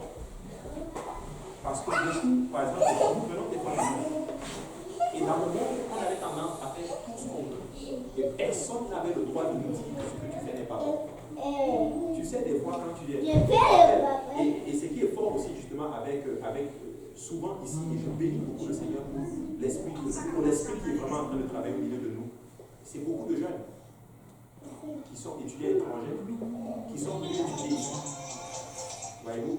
Mais, ce n'est pas de la prétention, mais la plupart comment on appelle ça, des étudiants étrangers qui viennent ici ont des parents excessivement riches.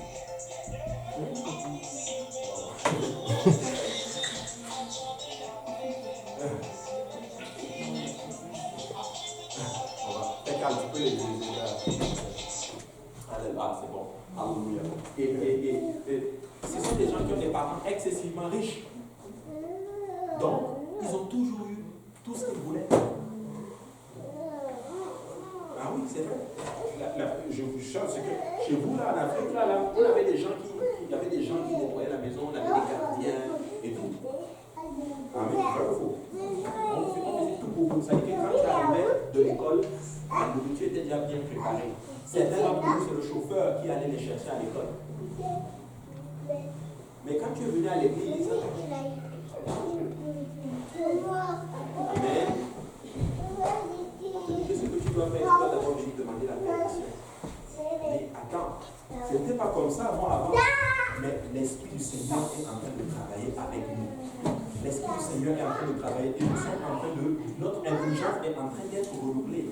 Voilà pourquoi la Bible dit que si tu veux discerner ce qui est bon, parfait et agréable, ton intelligence doit être renouvelée.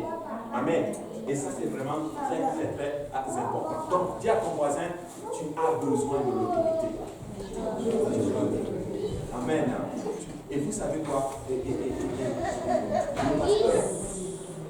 Le pasteur, quand il va te dire, quelque chose, obéis. Le Seigneur te bénira. Je vous assure, même s'il a tort, ça va être entre lui et Dieu. Mais toi, Dieu va te couvrir. Je vous donne un exemple. Si tu travailles, ok, si ton superviseur ou ton supérieur te dit fais telle chose, tu l'as fait, et que tu fais une erreur, tu n'es pas coupable. C'est qui qu'on va attaquer? C'est lui. Donc, si le pasteur te dit fais quelque chose, et qu'il fait que c'est pas vrai, que c'est pas bon, c'est son superviseur immédiat aussi qui va le corriger.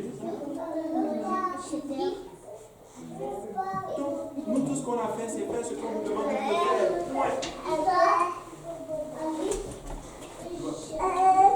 C'est de faire exactement ce qu'on nous demande juste de faire. Et c'est ça qui est important. Amen. Très important. Et là, il y a eu des juges, et parmi les juges, on a dit qu'il y avait 15 juges. Waouh.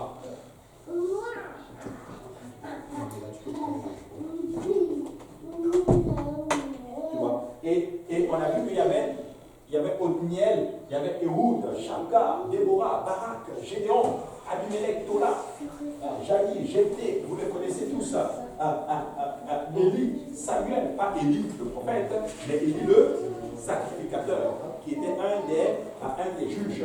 Et ça, c'est vraiment très important on va les sauter, mais on va étudier en d'autres termes le dernier juge. Parce que le dernier juge, il y a quelque chose qui se passe de particulier avec lui. On va le lire, on va aller dans 1 Samuel. On va aller dans 1 Samuel.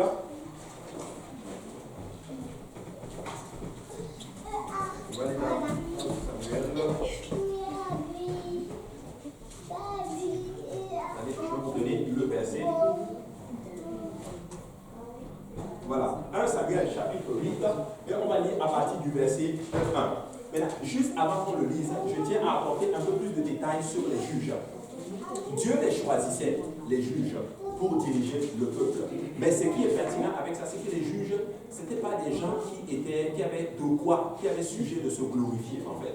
Parce que Dieu les prenait, en d'autres termes, souvent des fois de la plus petite famille, des fois ils étaient le plus jeune de la famille, des fois ils étaient la personne la plus négligée de leur famille. En fait, ça veut dire que Dieu les prend, ça veut dire que tu n'as pas quelque chose sur lequel tu vas t'appuyer pour dire bon, c'est à cause de ça que j'ai été choisi. Tu vois? Ok, parce que j'étais le plus intelligent, on m'a choisi. Parce que ma famille était la famille la plus riche, on m'a choisi. Mais eux, ils étaient choisis dans ce contexte-là, justement. Par exemple, Déborah a été choisie. C'était une femme dans un contexte où les femmes n'étaient pas respectées, où les femmes étaient mises en second plan. Dieu dit, écoute, tu sais quoi, je vais la choisir juste pour vous montrer que, bon, je peux aussi l'utiliser. Il y a certains d'entre eux, c'était le plus jeune de leur famille. Il y a certains d'entre eux, ils avaient par exemple un problème. Certains d'entre eux étaient même des assassins. Mais Dieu les a quand même choisis. Mais quand il arrive maintenant au dernier juge, qui est le prophète Samuel, on va voir qu'est-ce qui se passe avec 1 Samuel chapitre 8 à partir du verset 1. Lorsque Samuel devint vieux, il établit ses fils juges sur Israël. Son fils premier-né se nommait Joël et le second Abijah. Ils étaient juges à Beersheba. Les fils de Samuel ne marchaient point sur cette trace. Ils se livraient à la cupidité, recevaient des présents et violaient la justice. Tous les anciens d'Israël s'assemblèrent et vinrent auprès de Samuel à Rama. Il lui dit, voici tu es vieux, et tes fils ne marchent point sur tes traces. Maintenant établis sur nous un roi pour nous juger, comme il y en a chez toutes les nations. Samuel vit avec des plaisirs qu'il disait, donne-nous un roi pour nous juger. Et Samuel pria l'Éternel. Pause, tu peux t'arrêter là, ma soeur. Qu'est-ce qui se passe avec ceci? C'est que le dernier roi, plutôt juge, qui est Samuel, la Bible dit que c'était un grand homme de Dieu. La Bible dit qu'il était tellement puissant que Dieu n'a jamais laissé tomber une seule parole de Samuel. Il était juge, mais il était aussi prophète. Donc parmi les juges, il y avait une femme, il y avait des sacrificateurs, il y en avait 2 en tout. Il y avait aussi 2 prophètes. Amen. Donc le dernier juge, qui est Samuel, était un prophète. Que veut dire Samuel? Éternel. Entendre, c'est ça. Saal, entendre, et elle, l'éternel. L'éternel a entendu. C'est exactement ça. Mais lui, il était le juge. Donc, littéralement, il était celui qui entend l'éternel. Mais la Bible enseigne que quand il était vieux, qu'est-ce qui se passe? La Bible enseigne que ses fils ne marchaient pas selon ses voies. Et vous savez quoi, j'ai encore un problème avec cela. Comment se fait-il qu'un grand homme de Dieu comme Samuel, ses enfants ne marchaient pas dans les voies de l'Éternel? Selon vous, pourquoi? Ses enfants choisi de le faire ici. J'y ai pensé ça pendant très longtemps, jusqu'à ce que quelque chose d'autre m'est arrivé. Ça va, Lisa. Il a enseigné comme il devait à ses enfants. Ça peut être une possibilité, mais je ne crois pas. Mais ça peut être une possibilité. Tu as raison. Mais moi, j'ai quelque chose d'autre en tête. Laissons tourner notre imagination. Oui, sœur Loretta. C'est lui qui a établi ses fils qui n'ont pas été appelés par Dieu.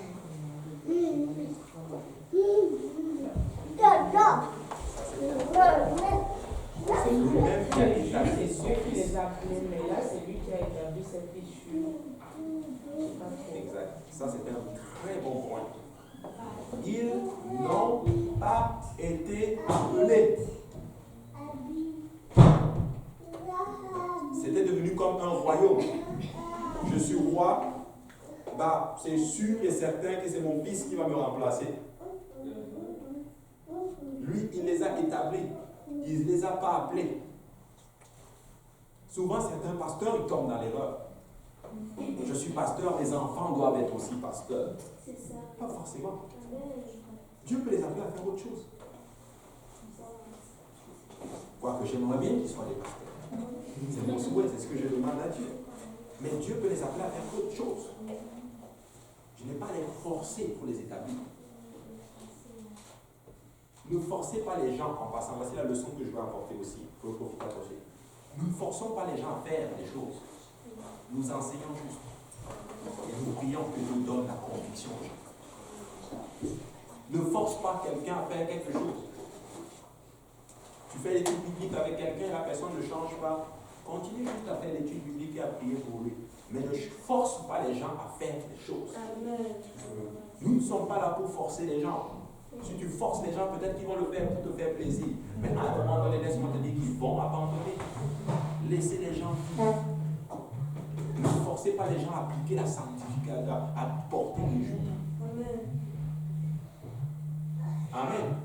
Je veux mon souhait. Quand tu portes les jupes, je le fais pour Dieu. J'ai cette conviction. C'est pour Dieu que je suis sanctifié. Écoutez, personne ne se force à faire ceci. Amen. Mais j'aime ce que je fais. J'aime venir enseigner la parole du Seigneur. J'aime sortir, aller évangéliser. J'aime enseigner des études bibliques. J'aime faire ces choses dans la maison du Seigneur. J'aime les choses de Dieu. J'aime tout ce qui touche à la divinité de Dieu. Amen. Mais moi j'ai un deuxième point. Oui, sœur André. Tu disais de ne pas forcer les gens. Oui. Mais c'est sûr que comme nous, on est sûr que ce qu'on fait est la bonne chose, donc on va avoir tendance à influencer, à vouloir influencer les gens. Oui. Donc, comment savoir si c'est pas forcé ou si Forcer, c'est par exemple que tu dis à la personne, il faut que tu fasses ça, tu dois faire ça, tu dois faire ça, tu dois faire ça. À un moment donné, la personne, fais-toi juste fais-le. Et comme tu l'as dit, tu vas influencer la personne. Tu sais, des fois, il faut parler, c'est vrai. Des fois, il faut dire, je pense que tu devras aller dans telle direction. Mais quand tu l'as fait à un moment donné, que la personne a vraiment, c'est ton comportement qui va influencer la personne.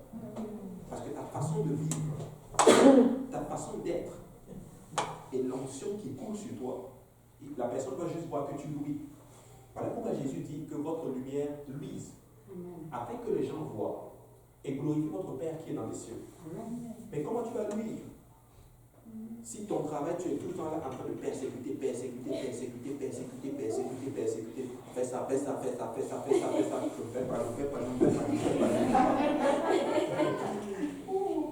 Mais oui, écoutez, même le voisinage, je vais profiter de faire, même le voisinage, écoutez, Dieu m'a beaucoup parlé par rapport au voisinage. Je vais vous donner un exemple qui m'est arrivé. Et là, Dieu m'a giflé, il m'a corrigé, il m'a serré, il m'a ouvert les yeux. Un petit regard. Là où j'habite en ce moment, et j'avais raison en passant, là où j'habite en ce moment, j'ai une voisine. Elle a habité là pendant longtemps toute seule. L'appartement où nous étions n'a pas été loué pendant très longtemps. Le parking, il y a 2 places. Mais comme elle était seule, elle venait et elle gardait au milieu.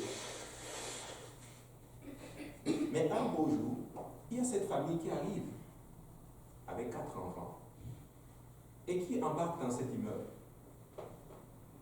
Madame est choquée.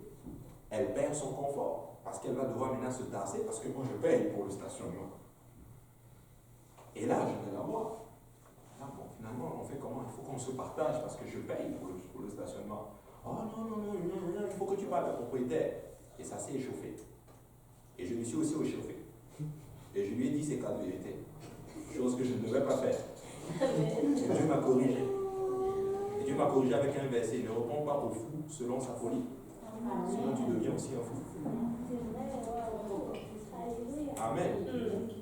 Et j'avais raison. Tu dois te tasser parce que je paye le truc. J'appelle le propriétaire lui parle.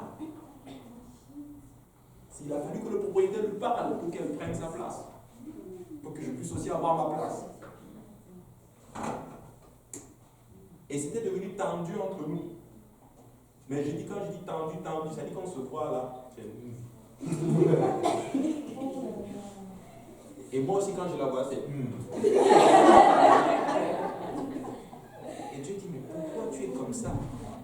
Et il m'avait parlé dès le début. Pourquoi tu agis? Comment tu vas la gagner? Est-ce que vous savez ce que Dieu va faire? Je suis convaincu que c'est Dieu qui a permis ça. Je suis sorti un jour pour aller au travail. Et je n'ai pas fermé la porte du couvent. Mes 2 jumeaux sont sortis dehors. Ils étaient en train d'aller sur la voie. C'est la même dame qui est rentrée, qui a appelé Francesca. Qui a appelé parce que les 8 frères sont sortis. Littéralement, elle a sauvé les enfants. Et ma femme me texte, me dit, voilà ce qu'elle a fait. Merci Seigneur pour ma femme. Ma femme m'a dit, ma soeur, je ne vais pas les prières. Tu sais, mon mari, c'est un homme de Dieu. Vous allez prendre la place. C'est sa place. C'est pas pour me faire des histoires. Pourquoi je vais aller vers cette dame? On est en chicane. Et j'ai raison. Mais tu sais quoi, tu vas t'excuser et tu vas lui dire merci. C'est ce que Dieu me dit. Parce qu'elle a quand même sauvé les enfants. Tu vas aller lui dire merci.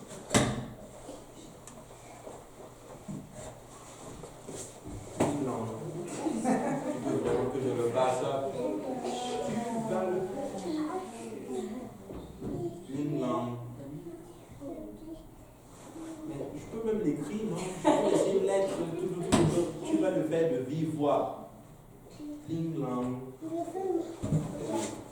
Mon jaquette. On veut mon jaquette. Parce que vous avez aidé mes enfants. Je suis venu pour te dire merci. Je suis l'homme de Dieu, je suis pasteur. Et tout ce qu'elle me dit, oh, moi aussi j'aime Dieu. Et on est devenus des amis. On est devenus des amis. Écoutez, on n'est pas obligé de répondre comme les gens font. Témoignons l'amour, tout simplement. Amen. Et écoutez, si j'étais resté sur ma position, et qu'elle aussi, elle restait sur sa position, elle était capable de voir mes enfants et puis les laisser. Et une voiture vient et une voiture vient. Écoutez, il faut respecter le voisinage. Il faut se dire à un moment donné que, écoute, ma liberté s'arrête là où commence celle de l'autre. Amen. Si tu sens que tu fais quelque chose qui dérange ton voisin, si tu sens que tu peux t'ajuster, ajuste-toi. Ajuste-toi. Amen. Oui. Moi, je sais que personnellement, j'ai beaucoup d'admiration pour frère Silvio, parce que quand il est venu me chercher, il ne m'a pas obligé. J'étais dans le péché, il m'a repêché. Il a été extrêmement passionné de dimanche en dimanche. Puis, tu sais, moi j'ai une bonne foi. Je viens d'une famille catholique. Fait que pour moi, tu sais, catholique, c'est que tu as la messe le dimanche. J'ai servi la messe jusqu'à 13 ans, puis ça s'arrête là. Fait que là, tu sais, quand tu me dis, ah, ça chante, puis ça, un peu, là, on met les breaks un peu, tu sais, je suis pas là. Puis la première fois que je suis venu, ben, je suis parti d'ici baptisé. Amen. Fait que, tu sais, c'est pas obligé, mais c'est fortement suggéré. C'est sûr que dans des personnes comme moi, tu sais, il faut peut-être insister plus que d'autres, mais je ne me suis pas senti obligé. Il faut juste qu'ils sentent l'enthousiasme en nous. C'est-à-dire que nous aimons notre vie. Tu sais, nous aimons cette vie-là. Et quand les gens voient ça, ils disent, oh non, moi aussi je veux ça parce que je ne l'aime pas. Parce qu'on a cette. Écoutez, la joie que nous avons dans le Seigneur, ce n'est pas du fait. C'est pas de la tricherie, c'est pas du sourire pour attirer les gens. Allez, les trucs Herbalife et toutes les choses. Quand je cherchais le boulot, j'ai fait tout ça. Ils sont.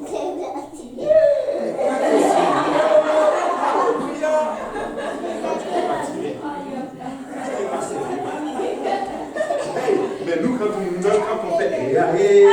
C'est sincère.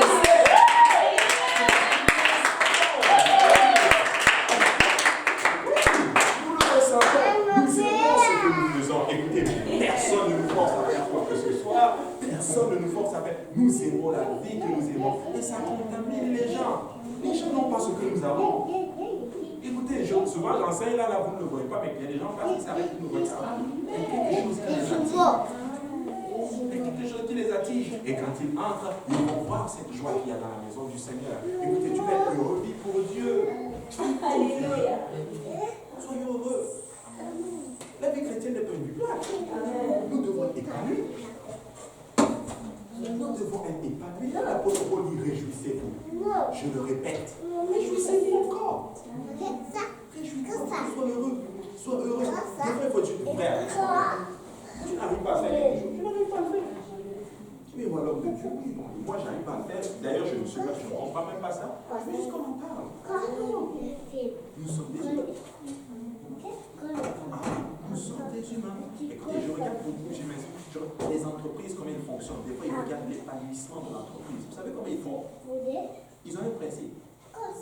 Quand je travaillais, j'ai 2 rencontres par mois avec les gens.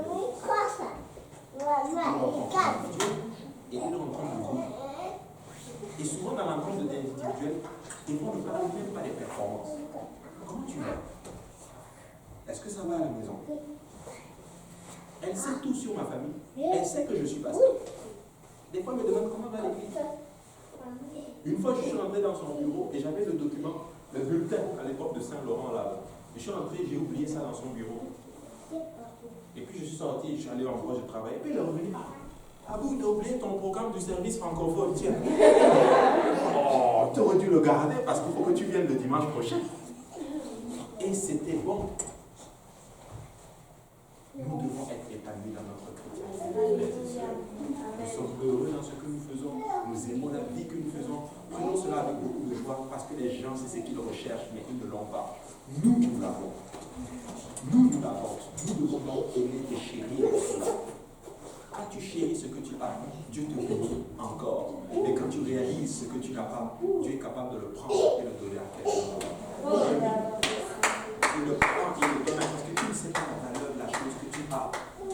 Mais ceux qui donnent de la révérence à ce qu'ils ont, ceux qui admirent ce qu'ils ont, laissez-moi vous dire que Dieu amplifie encore. Écoutez, même la femme, Dieu a fait ça dans la Bible, il a pris la femme de quelqu'un d'autre, il a donné à David. Il a pris la femme de Nathan. La femme intelligence. En fait, la femme que tout homme désire avoir, lui, il l'avait. Et il l'a négligé. C'est parfait.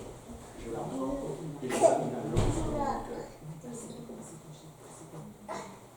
Tu sais, des fois, nous avons du mal avec la maison de Dieu.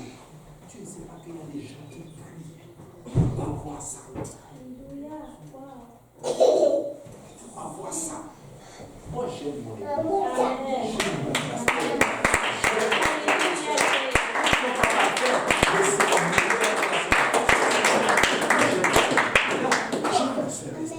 J'aime la sœur Bénédicte, j'aime le frère Antonio, j'aime le frère Steve, je ne peux pas citer tout le monde, c'est long aujourd'hui. C'est bon quand je ne peux pas citer tout le monde. Parce que si je pouvais citer tout le monde, c'est qu'on serait peu. Mais c'est bon quand le pasteur ne peut pas citer tout le monde. Je vous aime, vous êtes les meilleurs sur la face de la terre. Écoutez, un enfant de Dieu sera toujours meilleur qu'un enfant du monde. Toujours. Peu importe ses défauts. Il porte le nom de Jésus. Ça fait de toi le best. Donc peu importe les erreurs de ton frère, de ta soeur, quand tu vas en prier, papa, je te dis ainsi. Parce que même malgré ses erreurs, il n'a pas quitté la maison de Dieu. Il est encore là. Alléluia. Amen. Ce respect. Et on va s'arrêter là.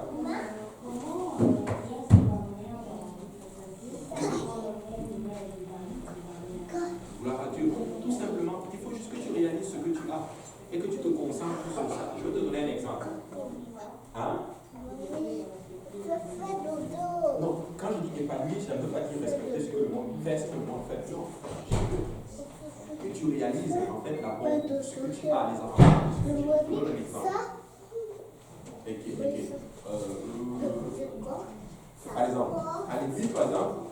prêcher, on va te dire, bah, c'est pas bon pour un enfant de Dieu, par exemple, d'aller en boîte de nuit.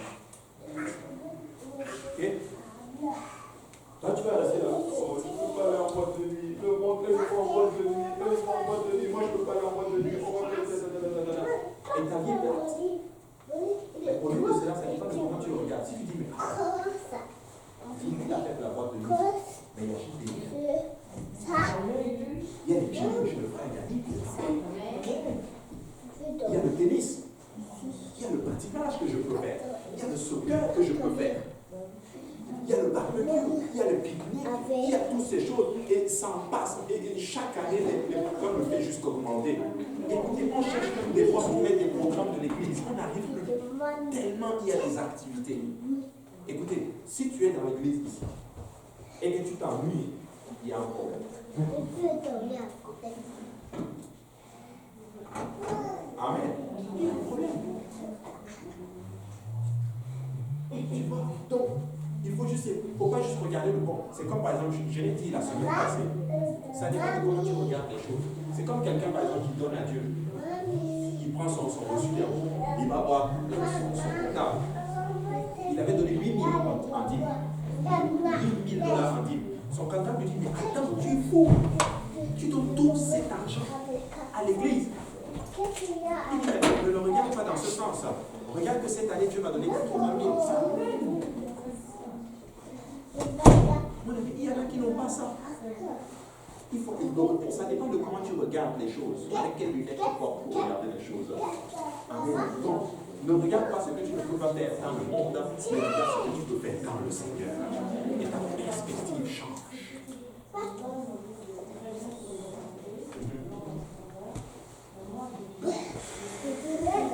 Amen.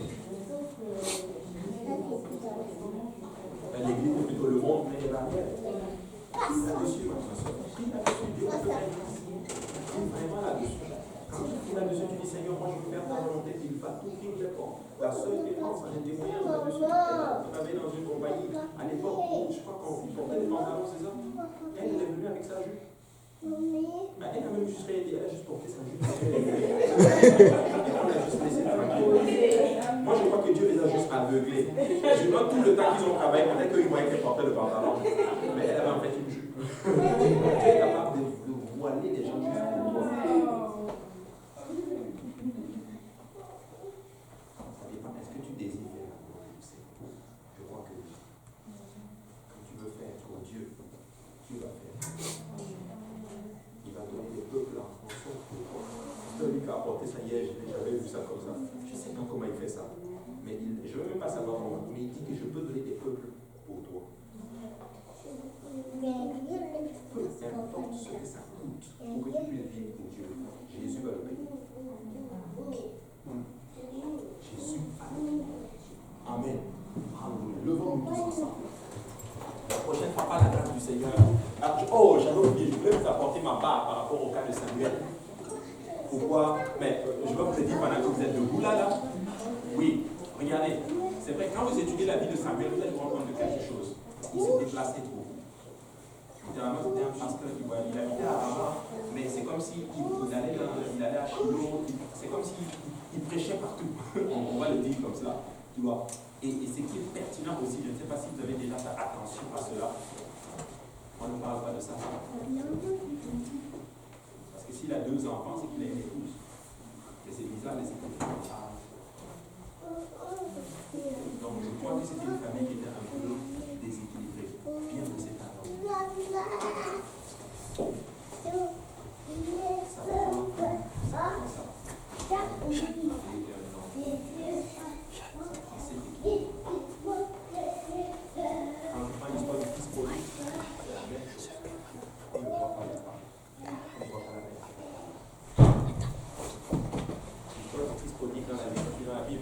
Est-ce qu'on parle de sa maman? On parle juste du père. Il est allé voir le père, il a pris. On ne parle même pas de sa maman. Voici l'enseignement que je voulais apporter là-dessus. Tu ne peux pas rester sur toi et dire, moi je suis Dieu, je prie Dieu. Tu as besoin de la terre. Tu as besoin de Dieu, tu as aussi besoin de l'Église. Donc si ça marche dans le naturel, ça marche aussi dans le monde. Nous avons besoin de Dieu.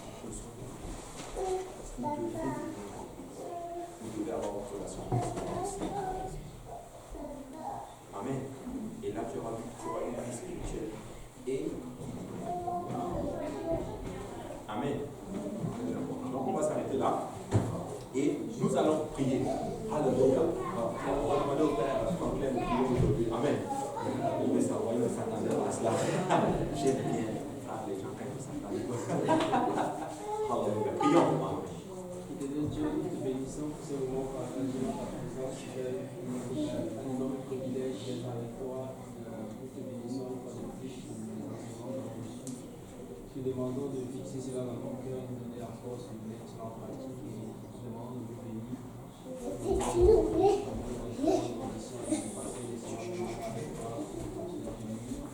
Demain matin, on peut même que tu sois encore réveillé et continuer que tu commences à vivre. Dans ton nom, au sang de Jésus-Christ, Amen. Et nous prions pour la nourriture aussi éternelle des armées. Béni soit ton nom, Seigneur. Nous prions, Papa, pour cette fraternité, Papa, que nous soyons. Bénis les mains qui les ont fait. Souviens-toi de ceux qui n'en ont pas. Et que toute la gloire te revienne, Seigneur. Nous disons tous au nom de Jésus. Alléluia. Battons nos mains pour le Seigneur.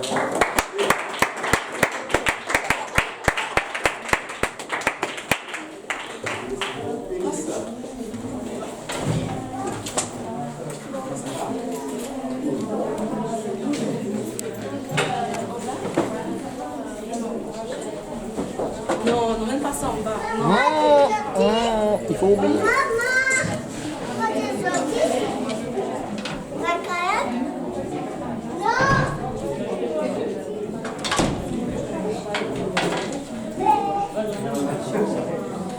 Teve